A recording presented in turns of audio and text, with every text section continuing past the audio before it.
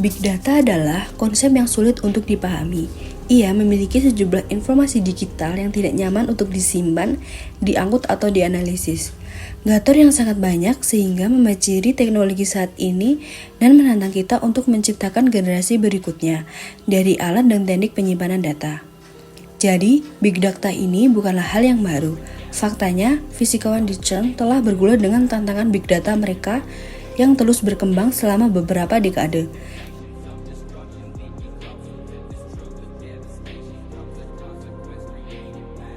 "50 tahun yang lalu, data CERN dapat disimpan dalam satu komputer. Ini merupakan komputer mainframe yang memenuhi seluruh gedung untuk menganalisis data.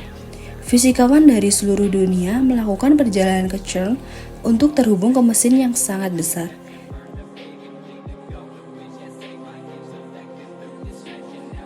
Pada tahun 1970, Big Data yang terus berkembang didistribusikan ke berbagai perangkat komputer yang menjamur di CERN. Setiap perangkat digabungkan menjadi jaringan GERD rumah khusus. Namun, fisikawan kolaborasi tanpa memperhatikan batasan antar perangkat sehingga perlu mengakses data dari semua perangkat. Jadi, ia menjembatani jaringan independen bersama-sama dalam jaringan IRN kita sendiri. Pada tahun 1980, pulau-pulau jaringan serupa berbicara berbeda. Dialek-alek bermunculan di seluruh Eropa dan negara-negara bagian yang memungkinkan akses jarak jauh, tetapi berliku-liku untuk memudahkan fisikawan kita di seluruh dunia mengakses big data yang terus berkembang yang disimpan di CERN tanpa berpergian. Jaringan harus berbicara dengan bahasa yang sama. Kami mengadopsi standar kerja internet yang masih muda dari Amerika diikuti oleh seluruh Eropa, dan kami membuat tautan utama di GIRN antara Eropa dan Amerika Serikat pada tahun 1989 dan internet global yang sesungguhnya lepas landas. Fisikawan kemudian dapat dengan mudah mengakses terabyte big data dari jarak jauh dari seluruh dunia, menghasilkan hasil dan menulis makalah di institut rumah mereka. Kemudian, mereka ingin berbagi temuan dengan semua kolega mereka. Untuk mempermudah berbagi informasi, kami menciptakan web pada awal 1990-an. Fisikawan tidak perlu lagi mengetahui di mana informasi disimpan untuk menemukannya dan mengaksesnya di web. Sebuah ide yang menyebar di seluruh dunia dan telah mengubah cara kita berkomunikasi dalam kehidupan sehari-hari. Selama awal tahun 2000-an, pertumbuhan big data kita yang berkelanjutan melampaui kemampuan kita untuk menganalisis di CERN, meskipun memiliki gedung yang penuh komputer. Kami harus mulai mendistribusikan petabyte data ke mitra kolaborasi kami untuk menggunakan komputasi dan penyimpanan lokal di ratusan lembaga berbeda untuk mengatur sumber daya yang saling terhubung ini dengan beragam teknologi mereka. Kami mengembangkan jaringan komputasi yang memungkinkan pembagian sumber daya komputasi yang lancar di seluruh dunia. Ini bergantung pada hubungan kepercayaan dan pertukaran timbal balik. Namun, model jaringan ini tidak dapat ditransfer keluar dari komunitas kami dengan mudah, di mana tidak semua orang memiliki sumber daya untuk dibagikan dan perusahaan tidak dapat diharapkan memiliki tingkat kepercayaan yang sama. Sebaliknya, pendekatan alternatif yang lebih seperti bisnis untuk mengakses sumber daya sesuai permintaan telah berkembang pesat baru-baru ini yang disebut komputasi awan, yang sekarang dieksploitasi oleh komunitas lain untuk menganalisis data besar mereka. Mungkin tampak paradoks bagi tempat seperti GIRN, sebuah laboratorium yang berfokus pada studi tentang blok penyusun materi yang sangat kecil untuk menjadi sumber sesuatu sebesar big data. Tetapi, cara kita mempelajari partikel fundamental serta gaya yang mereka gunakan untuk berinteraksi berevolusi menciptakan dengan bertabraknya proton secara sekilas di akselerator kami dan menangkap jejaknya saat mereka melesat mendekati kecepatan cahaya untuk melihat jejak tersebut. Detektor kami dengan 150 juta sensor bertindak seperti kamera 3D yang sangat besar mengambil gambar setiap peristiwa tabrakan hingga 40 juta kali per detik, menghasilkan banyak data. Tetapi, jika big data sudah ada sejak lama, mengapa kita tiba-tiba terus mendengarnya sekarang? Metafora lama menjelaskan bahwa keseluruhan lebih besar daripada jumlah bagian-bagiannya, dan bukan lagi sains yang mengeksploitasinya. Fakta bahwa kita dapat memperoleh lebih banyak pengetahuan dengan menggabungkan informasi terkait dan menemukan korelasi dapat menginformasikan dan memperkaya berbagai aspek kehidupan sehari-hari, baik secara real time seperti lalu lintas atau kondisi keuangan, dalam evolusi jangka pendek seperti medis atau meteorologi, atau dalam situasi prediktif seperti bisnis, tren kejahatan atau penyakit.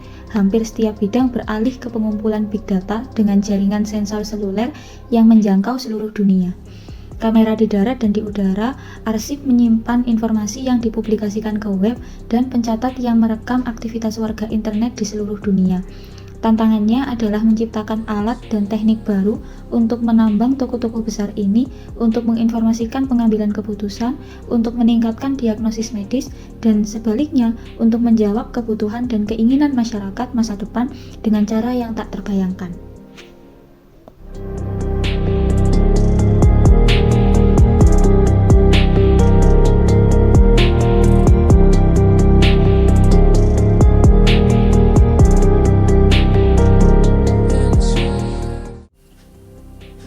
Bayangkan sebuah toko yang setiap hari dipenuhi oleh pelanggan, namun semua transaksinya masih dicatat manual, lambat, rawan hilang, sulit untuk dianalisis. Disinilah basis data hadir sebagai solusi yang lebih modern.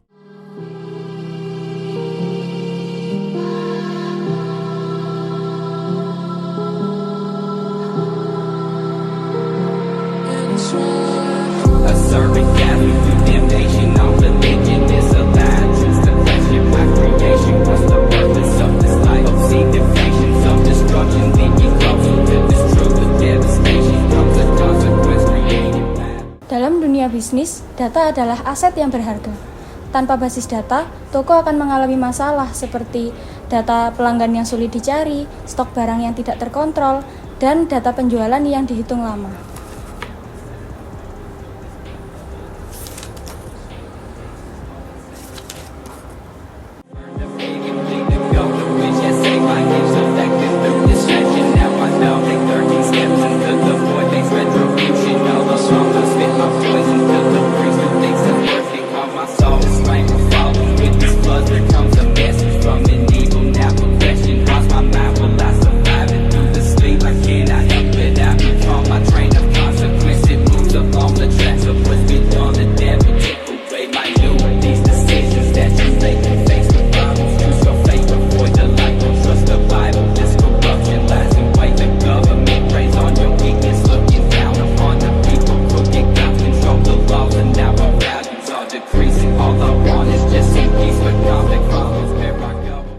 Database adalah kumpulan data yang terorganisir.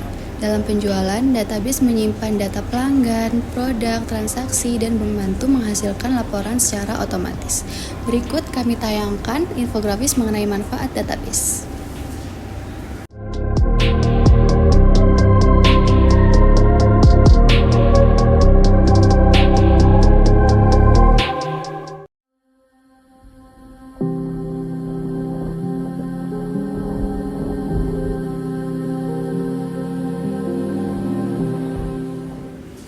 Tahap pertama yang kita lakukan dalam merancang database adalah menentukan entitas, atribut, dan juga relasi serta kardinalitas yang menghubungkan. Entitas yang kita miliki ada pelanggan, produk, transaksi, pengiriman, dan juga admin, serta atribut-atribut yang sudah kita tampilkan.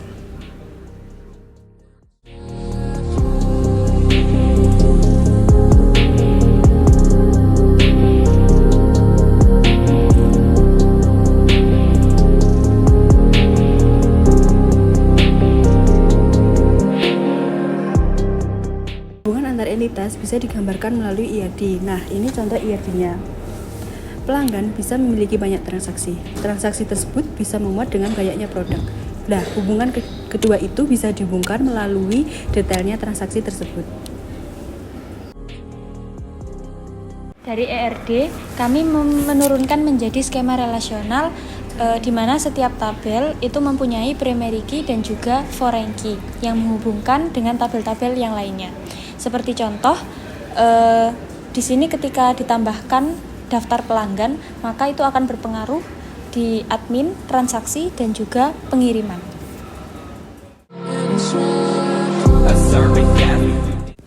Dengan basis data, toko menjadi lebih efisien.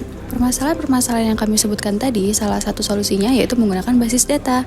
Implementasi tersebut juga diterapkan pada supermarket dan e-commerce.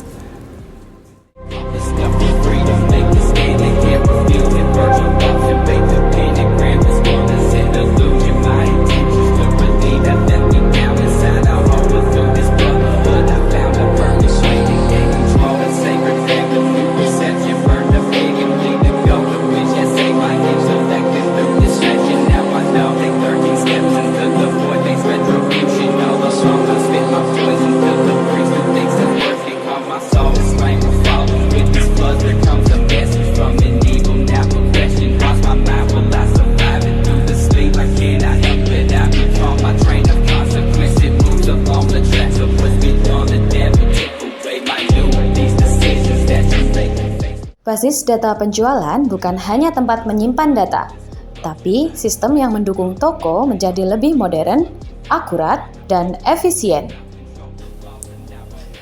Di dunia yang semakin terhubung ini, data telah menjadi sumber daya baru yang sangat berharga.